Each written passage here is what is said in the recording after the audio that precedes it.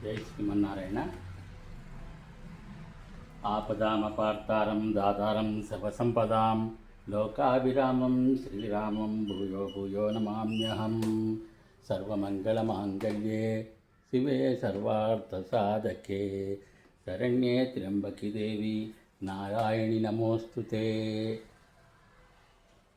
ముందుగా నేను ఒక చిన్న సూక్ష్మమైనటువంటి కథ నేను వివరిస్తాను.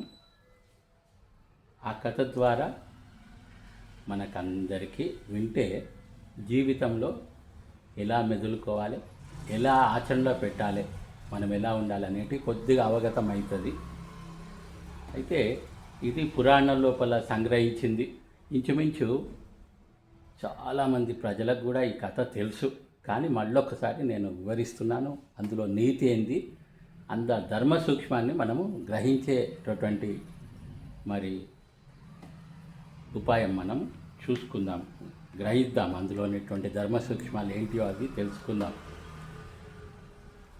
అయితే కథ ఏంటి అంటే, ఇద్దరు భక్తులే.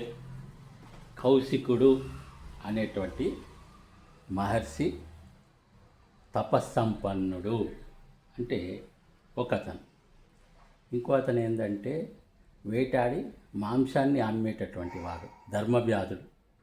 ఈ ఇద్దరిని కూడా శ్రీమన్నారాయణుడు ఎవరిని కటిక్షిస్తారని మీరు అనుకుంటారు? 24 గంటలు తపస్సు చేసే వాళ్ళనా? కానీ ఆ స్వామి మటుకు ఈ ధర్మవ్యాధుడిని అనుగ్రహించిండు. ఎందుచేత అనేది మనం ఈ కథ లోపల మనకు తెలియవస్తుంది. కౌశికుడు తపస్సంపన్నుడు, 24 గంటలు పూజలు వ్రతాలు చేస్తూనే ఉంటాడు, తపస్సు చేస్తూ ఉంటాడు. తపశ్శక్తి బాగా వచ్చేస్తుంది. ఏదనుకుంటే అది క్షణాల మీద నెరవేర్చుకోగలడు. అటువంటి వాడు ఒకరోజు ఒక చెట్టు కింద కూర్చొని తపస్సు చేసుకుంటున్నాడు. పైనున్నటువంటి పిట్ట దానికి ఏమైతే తెలుసు, రెట్ట వేసింది. తపస్సు చేసుకుంటున్నటువంటి ఈ మహర్షి పైన పడ్డది ఆ రెట్ట. స్వామికి తపోభంగమైంది, ఆగ్రహం వచ్చింది. ఎంత ఆగ్రహం అంటే, ఈ పక్ష నన్ను నా పైన రెట్ట వేసేది అని చెప్పి ఇలా కోపంగా చూశాడు పైకి. ఈయన తపశ్శక్తికి ఆ పక్షి మాడి మసైపోయి కింద పడిపోయింది.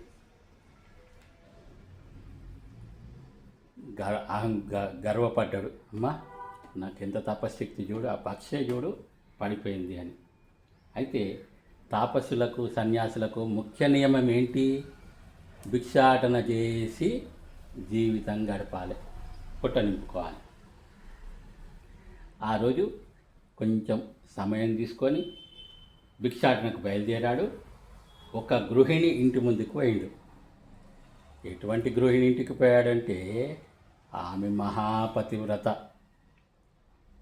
ఆమె సామాన్యురాలు కాదు. అయితే భవతీ భిక్షాందేహి అన్నాడు కౌశికుడు. ఆమె లోపల పతి సేవలో నిమగ్నమైపోయింది. పతి ఎప్పుడైతే అనుజ్ఞ ఇస్తాడో అప్పటి వరకు ఆమె పతి దగ్గర నుంచి కదలదు. ఇంటి ముందు నిలిచాడు. ఆ పతికి భోజనం పెట్టింది, సకల ఉపచారాలు చేసినాక పతి అనుజ్ఞ తీసుకొని వచ్చి భిక్ష తీసుకొని వచ్చి కౌశిక్కిని వేసిండు. అయితే బాగా కోపం వచ్చింది కౌశికునికి. పక్షినే మాడి మసి చేశాడు కదా, ఈ పతివ్రతను కూడా ఏమన్నా చేద్దామనుకుంటున్నాడేమో. ఏమమ్మా మహాపతివ్రతను అనుకుంటున్నావా నువ్వేమన్నా? అతిథి సత్కారం ముఖ్యమని నీకు తెలియదా? పతికి భోజనం పెట్టి అన్ని సపర్యలు చేసి అప్పుడు అతిథి దగ్గరికి వస్తావా నువ్వు అని ఈ విధంగా నిలదీస్తున్నాడు. ఆమె గృహిణి ఏం చేసింది, మధ్యలోనే అందుకుంది. ఒక్క క్షణం ఆగండి, మీరు తపస్సు సంపన్నులు, మీకు కోపం అస్సలు ఉండకూడదు. పతి తర్వాతనే సతికి ఎవరైనా. పతివ్రత ధర్మం ఏంటి నువ్వు అది తెలుసుకో ముందు. పతి తర్వాతనే ఏదైనా చేయాలి. నీకు అంత మాత్రం తెలియదా స్వామి?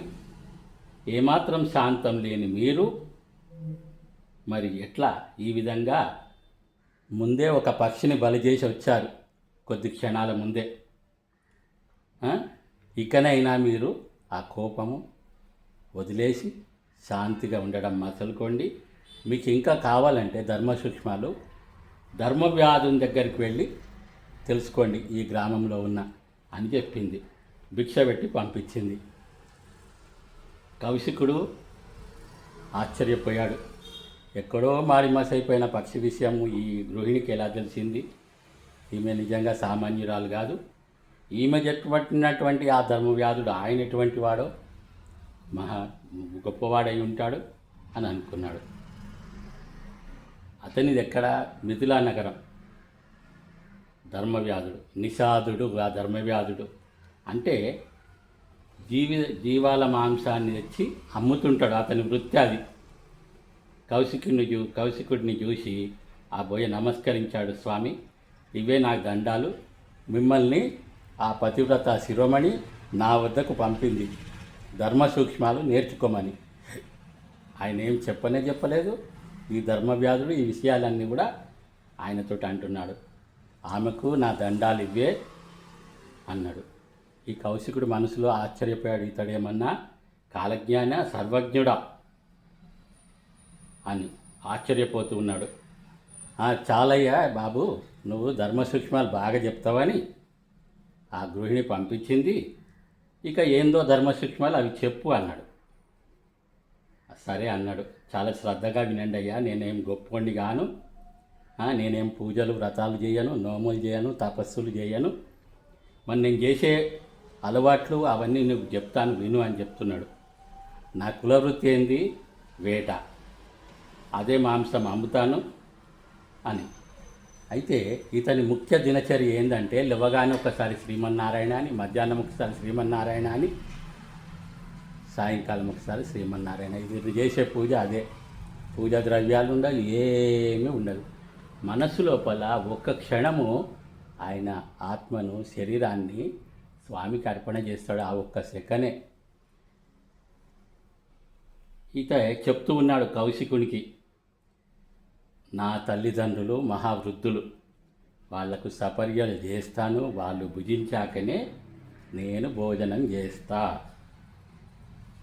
వేట కూడా ఎక్కువ వేటాడ, అవసరం ఎంతనో అంతనే, అత్యాశకు అసలే పోను, నీతి నిజాయితీలు తప్పను, ధర్మ మార్గం విడనాడను, అసత్యం పలకను, ఎవరి మనసు నొప్పించను, సేవలు చేయడం మరవను, వృద్ధులకు ఎటువంటి బాధ కలగకుండా నేను చూస్తాను. అదే నా విధి, అదే నా తపస్సు. వీరందరూ నాకు పార్వతీ పరమేశ్వరులాగానే. వారిలో ఎవరు దుఃఖపడినా నా జీవితం నిరర్థకమని నేను భావిస్తాను. ఇదే మరణ సదృశం.